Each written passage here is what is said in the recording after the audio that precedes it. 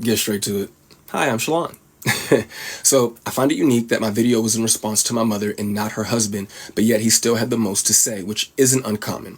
I also find it unfortunate that my mother does not seem to speak on her own. The only two worlds that I know where daddy is used is for children speaking with their fathers and women acknowledging their pimps. Her husband starts off by literally doing the very thing that I said that they would do, which honestly kind of made me feel as though their response was ironic because they validate my original video. Either A, she has some newfound moment of clarity, or B, she retreats back to daddy. In her retreat back to him, though, he does not acknowledge what I did say, but instead begins to create a new narrative of things that I did not say, which negates the effects of a response video.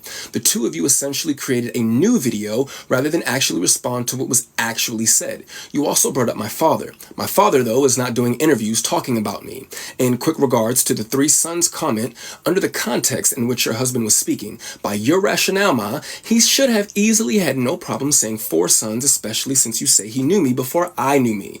The two of you can sometimes come off as seekers of weak levels of empathy from others while at the same time sidestepping any accountability that one may need to take. To attempt to address what I said to another man while also trying to make your wife victim number 1 has nothing to do with you. My father did not need you to speak for him.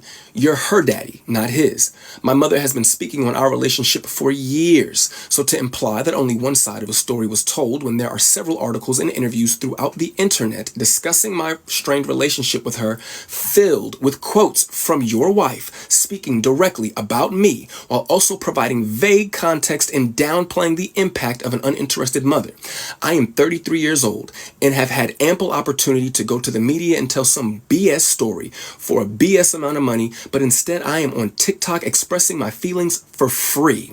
If the two of them were paying attention, I literally explained in my first video why I am responding using TikTok.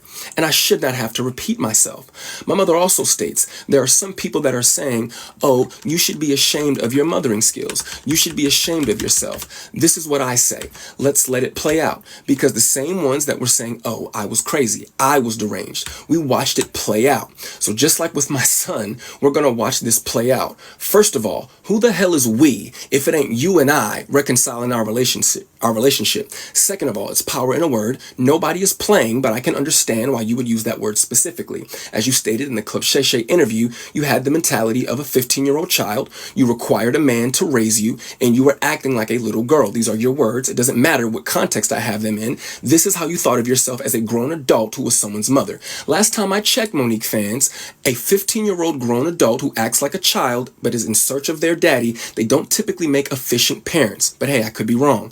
On a more serious note, to sit there and allow your daddy to address my mental health in a weak attempt to pass my response off as a moment is disturbing and insulting to those of us who do have mental health issues. The way I presented myself was no different than my mother and her daddy presented themselves when addressing DL Hughley. And her precious sweet babies ate it up. DL is wrong because he's so loud. Mo and daddy are right because they're so calm. But I, for some reason, don't get the same energy. To simply try to call me crazy is dismissive and cowardice. Attacking somebody's mental status is a clear sign that you have zero to stand on. Furthermore, what kind of person still has a text message from their wife's son that is over 2 years old, still in their phone, saved just for the purpose of re-showing it to him? What I specifically remember about that message is that at the end of it, you said something along the lines of, if you don't respond, I understand.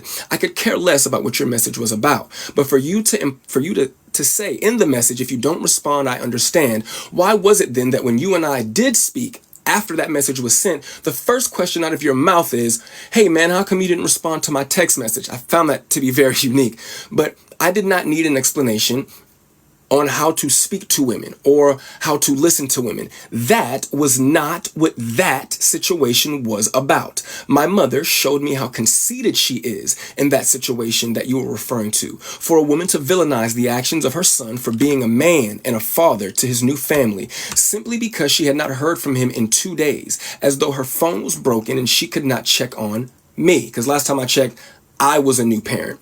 I didn't get a new house. I didn't go on vacation. I didn't just get a new game system. I had a baby. And in those 2 days that you did not hear from me, I was handling my business as a man and a father. But I'll assume your phone and the phones of those around you were all broken, which which I wanted to believe was the reason why you did not respond to a message from your son expressing his concern over some bumps that your grandchild had on her back. You would later make it your business to tell me that you got the message and chose not to respond because her other grandmother is a nurse. Damn the fact that she is also your blood. And shout out to Nana. My baby girl loves her some Nana.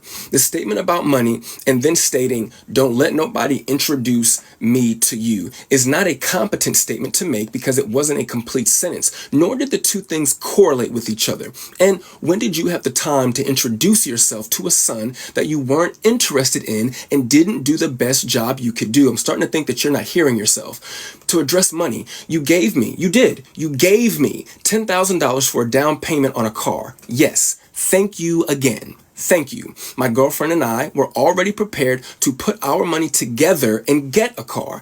You and your husband called us one day and stated that y'all were going to give us $5,000 for a down payment. We said, okay. You then called us back a day or two later and stated that you would be giving us $10,000 for a down payment on the car. You and him made the conscious choice to give us that money. We did not ask you for anything, but this is an example of a rich person doing something for you. And because, an example of a rich person doing something for you because they want to do it for you, but because it doesn't have the desired effect that they want it to have, you are inconsiderate and ungrateful. But let's take it a step further. I eventually would uncover that my mother had left me a UTMA worth $45,000. You never brought that account to my attention. You claim it was because you forgot that you even set it up in the first place, which validates my original point. Who forgets that they invested $45,000 into a child that at that time is the only child? When I was homeless and I called you to help me figure out how to access the account, you said, "Shalon, I don't even know what you're talking about. And if I did, why do you think I would help you?" After finding out from the Georgia Department of Revenue that they had been sending me mail to 3 separate Georgia addresses, all of which I lived at with you at some point or another. For the life of me, I can't grasp how those letters managed to slip by so many people at 3 different locations. I did, however, eventually get access to the money and the brokerage account that you had set up for me with Morgan Stanley. To be fair, what you put together for me was amazing, especially had I let it sit for a year or two, which made it bittersweet that you wouldn't have wanted to help or even educate me on how to manage what I had. My blowing through that money is all on me, and I have to take my accountability for that, and it's a lesson learned. Sydney stated that the last time that him and I spoke, I wanted to call him Dad. The actual truth is that I wanted to call him Pop. Calling you Uncle Sydney, but my mother calls you Daddy, and the boys call you Daddy. It was getting a little awkward. And yes, for a very short time, I did feel that way about you, but the more things change, the more they stay the same. Oh, Black Jesus.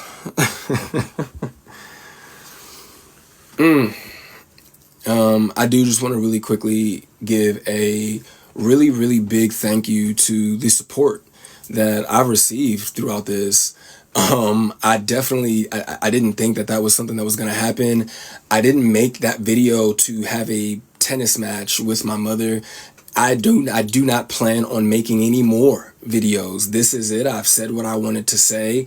To me, if you're not going to acknowledge, you've already shown me that you don't care enough to acknowledge what I did say. So I definitely don't have the expectation that you're going to acknowledge now what I'm saying. So it is what it is. But once again, I want to say thank you again, man. That day before I posted that original video, I went to sleep with 25 followers that I probably could name all. I could probably name all 25 of those people.